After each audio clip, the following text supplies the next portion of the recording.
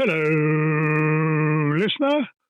Welcome back to another exciting edition of... It's only Honourable Mentions. I'm here with my real-life brother from exactly the same mother.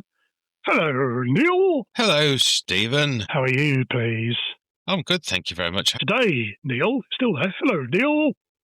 Hello. Today, we're off to 1951.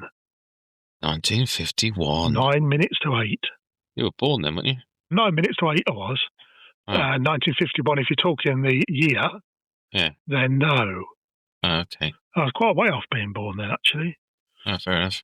Same way as you were. You were quite a way off being born as well. I wouldn't be so rude to suggest otherwise, but obviously you don't care.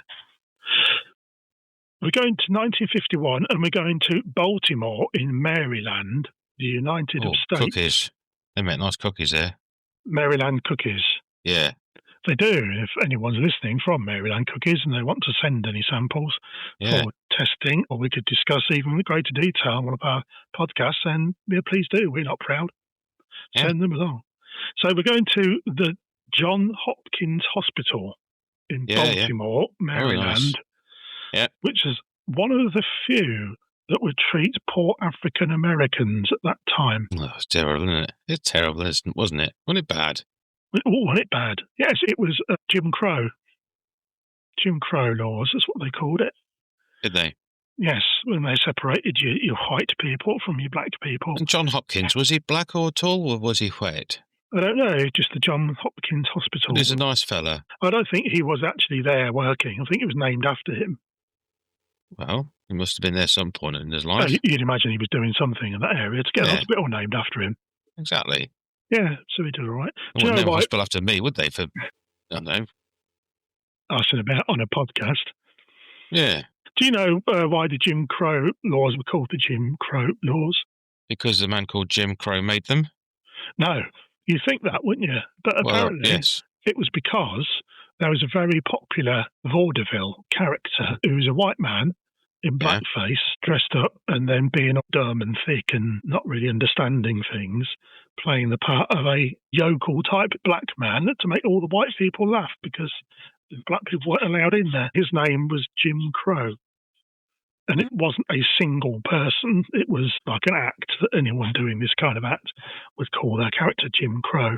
And that's where that came from. There you go. It did have its basis in your racism. Is that why they're called Galaxy Minstrels? Galaxy Minstrels? Yeah. No, I imagine that's probably more to do with minstrel, the original meaning of minstrels, which were wandering musical players. Although what that relates to, a chocolate that melts in your mouth and not in your hand. Not in your hand, exactly, yeah. But I'd like to have a look at that. So if Galaxy are out there and they'd like to send me some minstrels, I'll be very happy to try it out. Well, I will quite happily hold one for several hours in my hand. And see what happens. Yeah. Yeah, yeah. Similar to a Lamborghini, I find, Neil. Yeah. They're very good cars. Yeah, but are they what they're cracked up to be? So it'd be nice to sort of try one out, wouldn't it? It would be nice to try out a Lamborghini. If anyone wants to send one, then we can then report on the podcast how we feel the Lamborghini was to drive. And perhaps we could even try it whilst eating a Galaxy Minstrel. Yeah. But I think the roads over here aren't good enough. So if anybody wants to send us to Australia or someone like that to try it out, then obviously... That's a good point. You need a wide open road, wouldn't you? Yeah, yeah. If anyone from Thomas Cook is listening, then and anyone from Maersk Shipping Lines who need to ship the aforementioned vehicle, we'll be happy to give you a spot on the podcast. Give you a little mention. We'll give you a little mention there, Honourable Mentions. Yeah. You can have an honourable mention. Or we could call it a commercial mentions. Yes. Just for that particular episode. Anyway, on with today's tale. Enough of this frippery, enough of this gay banter. So we're in 1951, the Johns Hopkins Hospital of Baltimore in Maryland, where they make delicious cookies, in the US of A. On January the 29th, a 31-year-old mother of 5 walked in to complain of feeling a knot in her womb. A knot in her womb? In her womb. Renowned gynecologist Dr. Howard Jones. He made some good music as well in the 80s, didn't he? Yes, he immediately put down his synthesizer. Yeah. He was doing groundbreaking work to look into what is love anyway at that point. Yeah. One for the 80s kids. Yes. If you don't recognise that or don't realise what we're throw down that about. mantle chain, he said. Let's have a look at this. Yeah. That's what he said. Yeah. So let's have a look at this pearl in the shell. Yeah. Howard Jones, he examined his patient and he had spiky hair. Probably. Discovering a large malignant tumour on her cervix as he did, which is never good news. No. It's not nice. By October the 4th, she would be dead. Wow. And that, ladies and gentlemen, is the end of today's podcast. That is very good. And who deserves the honourable mention in this one, please? Very brief story, isn't it? But medical science would be about to leap forward by light years. Now, we get into the meat of it. Loretta Pleasant was born on the 1st of August 1920 in Roanoke, Virginia, the daughter of Eliza and Johnny Randall Pleasant. Oh, that's a pleasant story, Stephen. It is best. Oh, that's what you did. That's very good. That's a pleasant story about the Pleasants, isn't it? Yes, it is, yes. Isn't Roanoke legendary in America? Isn't it a place where some people went to settle? And when they went to check on them, they found that the entire population of the place had vanished. No idea. I just know about the Blue Ridge Mountains. Of Virginia? Yeah. On the trail of the Lonesome Pine? Yeah. And how do you know about that? Lauren and Hardy, please. Lauren Hardy, please, yes. And if you haven't seen that, listener, check it out on your YouTube. Very funny. Even to this day, 100 years old, but still very funny. They're still cracking. They're brilliant. I say she was the daughter of Eliza and Johnny Randall, but she was actually one of 10 children. Wow. So there was no TV back then? Well, there's no TV, or there must have been something in the air, which is probably a mum's legs. Hey! But yes, there was something in the air, wasn't there? 10 children. Yes. Yeah. Sadly, Eliza Pleasant died just 4 years after Loretta was born while giving birth to their 10th child. There you go. It's back on you, that one, isn't it? Back on me, that. I feel bad now. Johnny could not look after 9 children and a newborn all by himself. No. So he moved everyone to Clover in Virginia to be closer to the extended family, and the kids were scattered among their relatives to be cared for. Did they say to him, Johnny, don't worry, won't you come on home? Why? I don't know. Okay. Yeah, so, I mean, it's sensible, isn't it, Johnny? He knew he couldn't look after 9 children and the newborn and bring in the money that's required. So rather than abandon them or whatever, he distributed them amongst the family where he knew they'd be taken care of. Yeah. Loretta ended up with her maternal grandfather, who was a mixed-race gentleman named Tommy Lacks. Tommy Lacks. That's a good name. A tobacco farmer living in a log cabin that was once the slave quarters on the plantation of his white father. Oh. It had 4 rooms, gas lanterns, and no running water. Ooh. So a bit like a travel lodge. Yeah. A bit like staying in one of them, yeah. Yeah. It's now lost to history, but at some point, and for some reason, the little girl stopped going by Loretta Pleasant and became known as Henrietta Lacks. Known to all as Henny. Henny Lacks. Henny Lacks. Sounds like something you'd take for constipation. I suppose it does. Got Henny laxatives. From an early age, she helped work around her grandfather's farm. She fed the animals. Nice. Tended the garden. Lovely. And toiled in the tobacco fields. Oh, toiled. In the tobacco fields, because I've already used fed and tended. Yeah, you don't want to say it again, do you? In between all that, Henrietta went to a school for black children, walking 2 miles or 3 kilometres, there and back every day. Every day? What, even weekends? Until 6th grade, when Wow. she was 11 or 12 years old. So I'd imagine she had weekends off, Neil, because they needed some time to do all this farming. To toil in the tobacco fields. And etc. Yeah. Between the ages of 11 and 12, she dropped out to help support the family. Sometimes that means dropped out of school rather than dropped out of a plane or something. So when she first arrived at the cabin, old Tommy Lacks's cabin, Henny shared a room with her then 9-year-old first cousin named David Lacks, who everyone called Day. Day Lacks. Little lot. That sounds like your daytime. Yeah, it's the ones you have in the morning. We had your Day Lacks this morning. You go into the chemist. Excuse me, you got Henny Lacks? Yes, we've got Day Lacks. Oh, Yeah. what do? You got anything to stop me? The bed. Old Day, or young Day, 9-year-old Day, his mother had abandoned him, and his father was someone who'd just been passing through town. Mm-hmm. So he didn't really know who his father was, and his mother just left him there. Ran off. Mm. At the age of 14, Henny gave birth to a boy she named Lawrence, and then 4 years later, in 1939, a daughter called Elsie. Both children were fathered by...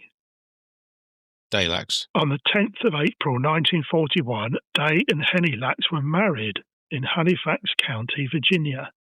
So they were first cousins. Yeah. She was pregnant by the time she was 14, or gave birth at 14. And then another time when she was 18. And how old was she been in 1941, please, Neil? Do your mathematics. 21.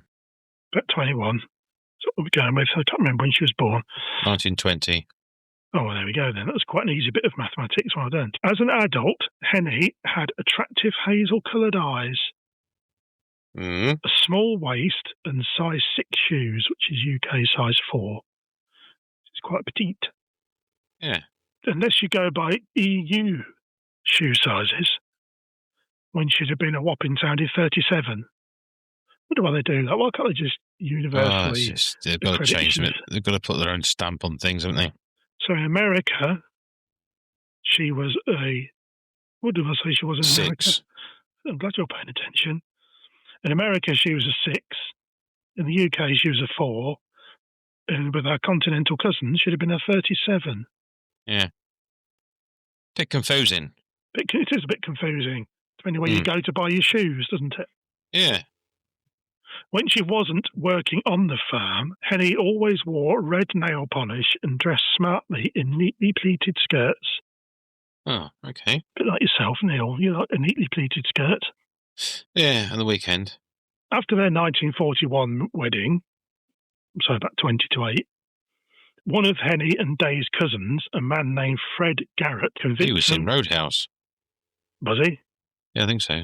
There you carry on. He had a cousin, Pat. Yeah. Who was a friend of Billy the Kid. Mm. Fred Garrett convinced them to leave the tobacco farm and move to a place called Turner Station in Baltimore County. Okay. One of the oldest and largest African-American communities in that county. Made sense, then, didn't it? Well, not only that, but because America's entry into the Second World War had caused a boom in the need for steel production, and Bethlehem Steel was on its way to becoming the largest steel plant in the world. Bethlehem Steel. And Bethlehem Steel just so happened to be in Turner Station.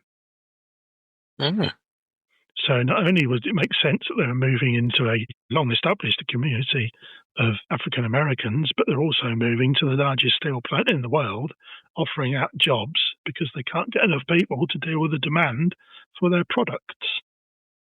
So if I could change my name, I think I'd change my name to Bethlehem Steel. Sounds good, doesn't it? Yeah.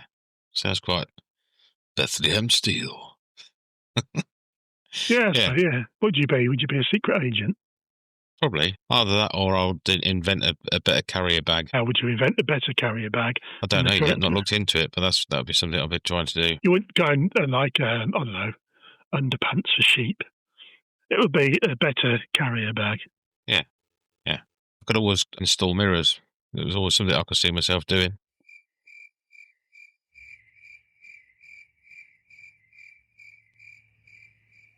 I got a job at the helium factory, but I left. I refused to be spoken to in that tone. Hey. Courtesy of Stuart Francis. Yes. I don't want to be accused of ripping him off. That's a joke that I've borrowed. Yes. So, anyways, right, we've got our good friend here, Fred Garrett, who's offered them to come to live in Turner Station. Work at Bethlehem Steel. Bethlehem Steel. Henny and Day liked the sound of that, so they packed up and left for Maryland with Lawrence and Elsie in tow, who are, of course, their children. Put them in the car, surely, or on the horse. Can't just tow them along. Wasn't enough room in the car. Well, no, but dragging them behind the car. Dragging them beyond's a bit wrong, isn't it? Not long after they arrived, Fred Garrett was called up to fight in the war. Oh. This would be your Second World War. Yeah. You heard of that? Yeah. Before he left, Fred gifted his life savings to Day, and with that money, Day was able to purchase a house at 713 New Pittsburgh Avenue in Turner Station. That's nice of him. That was nice of him, wasn't it? Yeah. Whether he thought he ain't coming back. Yeah. Well, when he gets back, he says, right, I want it back now. I'm back. Yeah. I didn't think I was going to be doing that, but I'm back now. Yeah. Do you reckon they went over there? In our previous episode, listener, go back and listen if you haven't already, but we discussed a chap called Albert Gunter, who's one of our favourites. We liked old Albert. Yeah. And he went over to the continent there to fight the Second World War in his tank. Then he took on Mr. Hitler, and he showed them good old British fighting spunk. Yes, he did. So do you think that Fred Garrett went over there from the American point of view and did the same? Sprayed his American spunk over the Germans. I don't think the Americans, as such, did anything. I think it was John Wayne, wasn't it? Mostly, yeah. Yeah. Yeah. And Lee Marvin. Yeah, John Wayne did it all on his own. Yeah. From what I understand. Well, they're going for certain Chuck Norris. He'd have done it anyway, wouldn't he? Well, there wouldn't have been a Second World War, would there, if Chuck Norris had been around? Exactly. They'd have just looked at them and, they wouldn't have even bothered. No. In New Pittsburgh Avenue, Henrietta and Day Lacks had 3 more children. So they had 2, and they got another 3. Yeah. So if you work this out, Neil, take your time. How many children? 5. Well done. Thank you. So there are 3 more children. David Lacks Jr., yeah, who was known as Sonny, Deborah, and Joseph. Joseph later became known as Zachariah Bari Abdul Rahman, or Rahman, after he converted to Islam. Okay. Henny gave birth to Joseph at the Johns Hopkins Hospital in Baltimore in November 1950, 4.5 months before she was diagnosed with cervical cancer. In his mind, Joseph, who became Zachariah Bari Abdul Rahman, considered that his birth was a miracle because he was fighting off the cancer cells that were growing all around him. Yeah, it is a bit of a miracle. Yeah, nothing to do with his poor old mum. Around the same time, Henny was giving birth to her youngest child. Her eldest daughter, Elsie, was placed in the hospital for the Negro Insane. What's it called in hospital, that? The Negro Hospital for the Negro Insane. Later renamed to the better-sounding Crownsville Hospital Centre. Well, there you go. So they did think, actually, that sounds a bit... Yeah, it's a bit wrong, doesn't it? Sounds a bit crass. Yeah. Elsie had been born with epilepsy and cerebral palsy and was deaf and mute at the same time. Tragically, she died in Crownsville in 1955 at the age of just 15. That's a story, isn't it? Yeah. I know it's horrible, but I wonder if that's anything to do with first cousins. Probably. Or whether it was just one of those things that she was just drew the unlucky straw. Yeah. Either way, Elsie didn't ask for it, and it's horrible. Yeah. On January the 29th, 1951, Henny went to Johns Hopkins Hospital because she felt a knot in her womb. This is where we were at the start of the episode. After all that rubbish to get to here now. At the top of the episode. That's what you have to say in showbiz. Okay. She had previously told her cousins about the knot, and they assumed correctly that she was pregnant. But after giving birth to Joseph, Henrietta had a severe hemorrhage. Her primary care doctor, William C. Wade, referred her back to Johns Hopkins. There, her doctor, Howard Jones, what is love anyway, put down his synth keyboard and diagnosed a malignant Oh, blimey, this episode is quite tough. Just crack on with it. Howard Jones put down his synth keyboard and diagnosed a malignant epidermoid carcinoma of the cervix. A growth. There, Dr. Howard Jones put down his synth keyboard and diagnosed a malignant epidermoid carcinoma of the cervix. Just call it a growth. Diagnosed a malignant epidermoid carcinoma of the cervix. Epidermoid carcinoma of the cervix. Epidermoid, yeah. Carcinoma. He diagnosed a malignant epidermoid. Yeah, it's got the giggles now. He diagnosed a malignant. Imagine me being a doctor. You'd be dead. Don't give someone bad news like that. They'd be like, oh, cheers. You'd be dead. By the time I managed to pronounce what it was. It's a growth. Oh, never mind, mate. Where have you parked your car? You've got it on the clock, have you?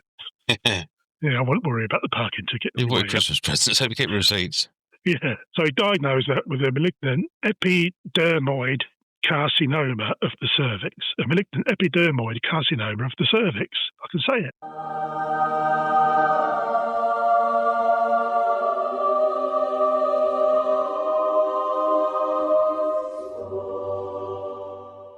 Howard Jones took a biopsy for lab testing, and Henny began undergoing treatment of radium tube inserts as an inpatient, and was discharged a few days later with instructions to return for X-rays as a follow-up. Radium tube inserts and on the cervix as well. So you can guess where they were inserting those. I'm trying to. This was the best medical treatment available at the time. Meanwhile, a sample of the cancer cells taken during Dr. Jones's biopsy was sent to Dr. George Otto Guy. Dr. Guy was a prominent cancer and virus researcher and had been collecting cells for years from all patients who came to the hospital with cervical cancer, trying to grow them for research. Yeah, fair enough. But each sample quickly died in Dr. Guy's lab, so his observations and tests were always carried out soon after the arrival of fresh samples. He had to, didn't he? Yeah. However, he noticed something very strange in the cancer cells taken from Henrietta Lacks. Where other cells would die, hers doubled every 20 to 24 hours. A couple of cells became 4, then they became 8, then 16, then 32, then 64, and so on and so on. Well done, Neil. Thank you. Sadly, at the same time, Henny's cancer was spreading throughout her body, but in Dr. Guy's lab, her cells showed no signs of slowing down. They were given the name HeLa cells, He-LA, taken from He from Henrietta and LA from Lacks. Yeah. But no one had told Henny they were taking a biopsy or sought her permission. Although this was fairly standard procedure at the time because cells always died. So what was the point in telling the patient? Yeah, trying to wait for them to wake up or something to get their approval, and they'd be gone by the time they get testing. Nevertheless, what Dr. Guy now had was astonishing. He began to freeze samples as the cells kept doubling and doubling. He spoke with colleagues who all wanted samples. For a century, physicians had tried to find a way of helping cells survive outside the human body, and Dr. Guy became something of a sensation, sending out batches of these immortal cells all around the world. Okay. On August the 8th, 1951, Henny returned to hospital, demanding admission, and was given a bed on what was called the coloured ward. Nothing to do with the painting of the walls. Yeah. All to do with the patients that were allowed upon it. Yeah. So even when you're on death's door or you were seriously ill, you had to be segregated. Wouldn't want ridiculous black people and white people touching each other, would we? Ridiculous. Exactly. Unfortunately, she never left and died there, aged 31, on October the 4th, completely unaware that a few corridors away in the same hospital as cells were the source of a scientific miracle. Wow. That's sad, isn't it? Yeah. Henny's cells were used to create the polio vaccine. They were taken on the earliest space missions to study the effect of zero gravity on the human body. IVF treatment for couples who are unable to conceive naturally was developed using HeLa cells. They formed the basis of studies into the effects of toxins, drugs, hormones and viruses, as well as the growth of cancer cells and the development of effective treatments without experimenting on humans. Wow. They've also been used to test the effects of radiation and poisons, to study the human genome to learn more about how viruses work, and Henne's cells played a crucial role in the development of the COVID-19 vaccines and AIDS research and medications in the 80s. Wow. So they're still being used today. I mean, they're still doubling and growing. And still going now. Yeah. What an egg. Henrietta Lacks herself died in poverty and was buried in an unmarked grave. Right. Her burial plot was in the family cemetery in a section of Clover, Virginia, called Lackstown. But the exact spot is unknown. That's sad. It's very sad, isn't it? I'll tell you what, as well, I'm never going to go to this place called Poverty. No. Because quite a few people seem to die there. Yeah, they do, yeah. It's like this bloke called Woby. Kept tying people up all the time. Who's that? Woby Tide. He sounds like a right piece of work. Yeah. Thank you for the warning. In 2010, a man called Roland Patillo, who had worked with George Guy and knew the Lacks family, donated a headstone for Henny to be placed where the family believed to be her resting place. The Lacks family also raised money for a headstone for Elsie, and the two were dedicated on the same day. That's nice. The book-shaped headstone of Henrietta Lacks contains an epitaph written by the grandchildren she never knew. And it reads, "In loving memory of a phenomenal woman, wife and mother who touched the lives of many, here lies Henrietta Lacks, brackets, healer. Her immortal cells will continue to help mankind forever.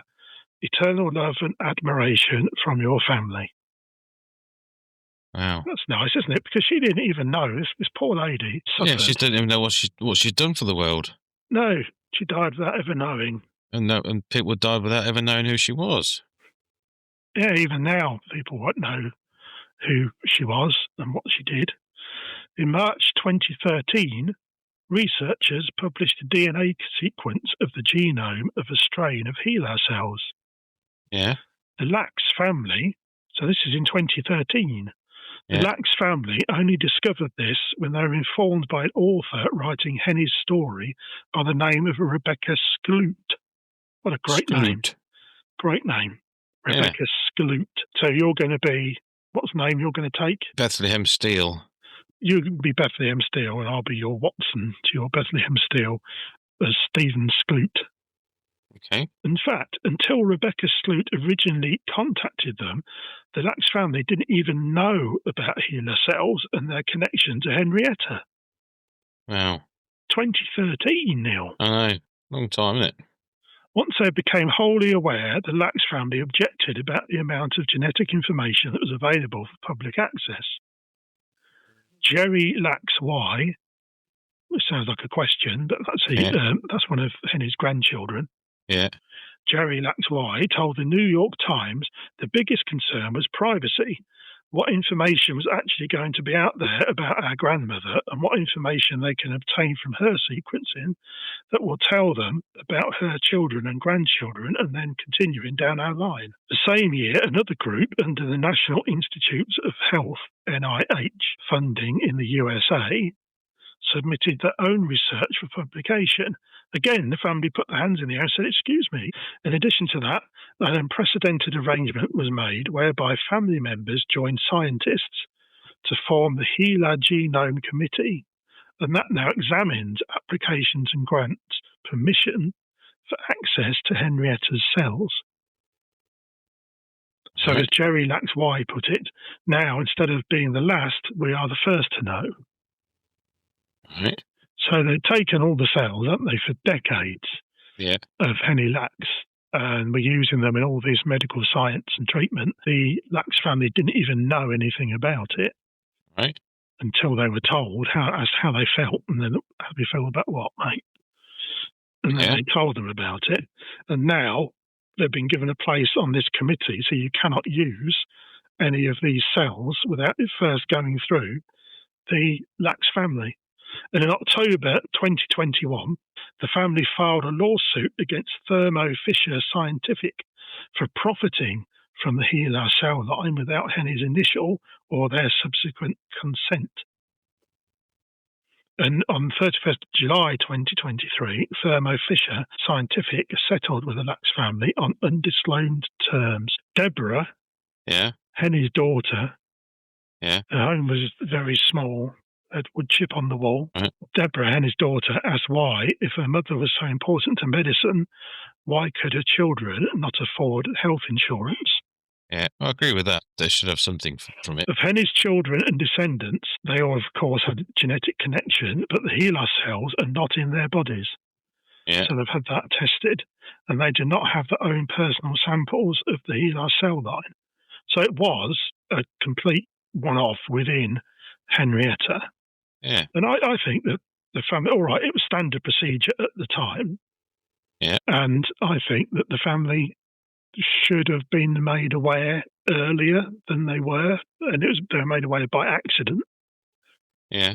With an innocent question from someone who was writing Henrietta's life story. Yeah. Assuming that they knew, and then they got these multi-dollar pharmaceutical scientific corporations making billions off the back of it, and there's these people sat there going, "What, from my grandmother? What's going on?" So yeah, I think that's a tricky one, but that is the life of the everlasting woman, Henrietta Lacks, who died not knowing the good that she would bestow upon the world in terms of medical research. And the fact that they're still going to this day, that's amazing. Yeah. Yeah. That is amazing. That is really, because of medical science. And they've never found anybody else that's got this sort of strain or their cells doing it. I don't know. Not in the Lacks family, but I don't know in general whether there's other people that. But she was the very first one. But as far as I know, she's the only one. But if she's not the only one, she was certainly the very first one where it was discovered. Wow. Yeah, definitely. Wow. Henrietta Lacks. So Henrietta Lacks has probably, her cells have saved millions of people's lives, but they've also helped bring lives into this country. Well, because of... Into this world, should I say. Yes, very insular, Neil. Sorry. Because of medical science and medical research and things, that everyone who's ever lived on planet Earth, 8% of everyone who's ever lived on planet Earth is currently alive today, which is the biggest portion that there's ever been, because of medical research, of which Henrietta Lacks unwittingly contributed a massive amount. Yeah. I can understand their family's grievance. I can understand that their family's thinking, hang on a minute, they've used all this without us knowing. They're all rich and not, and we're still scraping pennies together to put food on the table. I can understand that, definitely. Well, not just that, but also, as Deborah said, how come that as a family they're struggling to pay for their own health care? Because in America, you can be bankrupted through your health. So, they're struggling to pay health insurance and medical bills and whatever.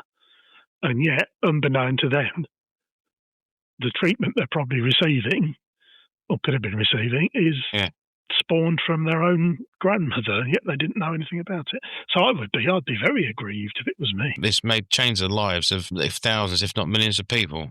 Millions. Yeah, millions of people. Look at that. You've got to look at that side of it and think, well, actually, no, it's doing some good all around the world. It'd be nice to get something, it'd be nice to sort of have some sort of kind of recognition for the grandmother, but also to make sure that the family's okay. I wouldn't want billions or anything like that. I wouldn't want to be a big greedy pig and say, right, I want all your profits, your crevices. But, it'd be nice to say, well, perhaps we can get a cut or an allowance every year or something from it to make sure we're okay. How's that sound?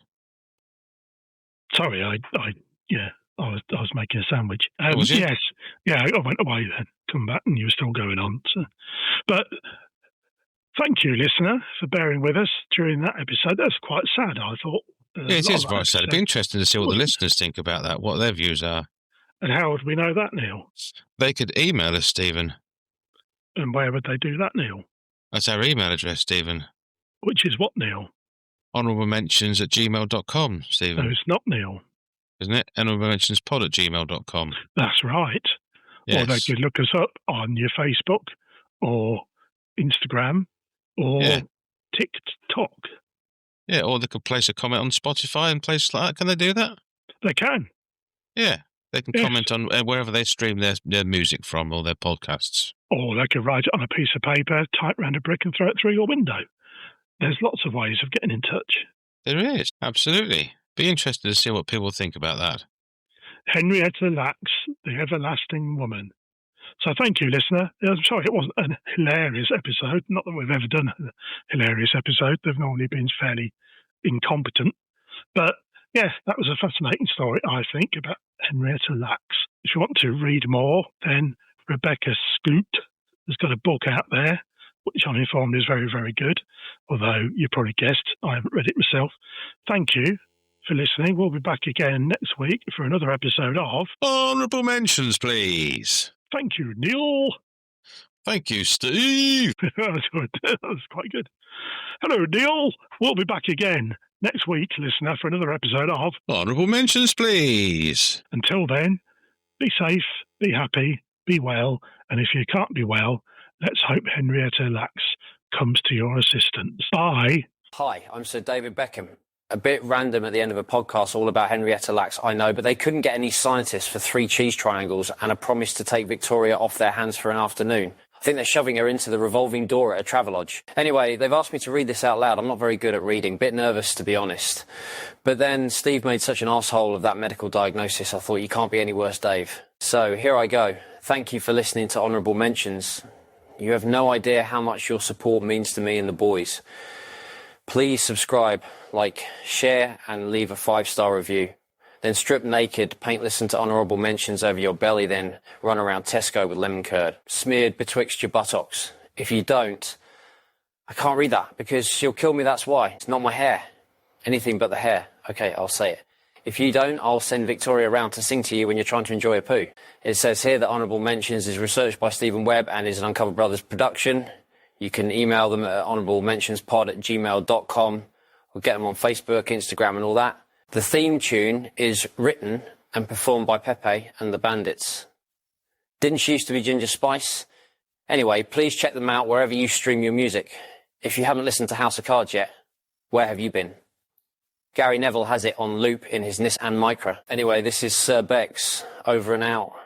Anyone know whether you're supposed to eat the shiny stuff on the outside of a Dairy Lee?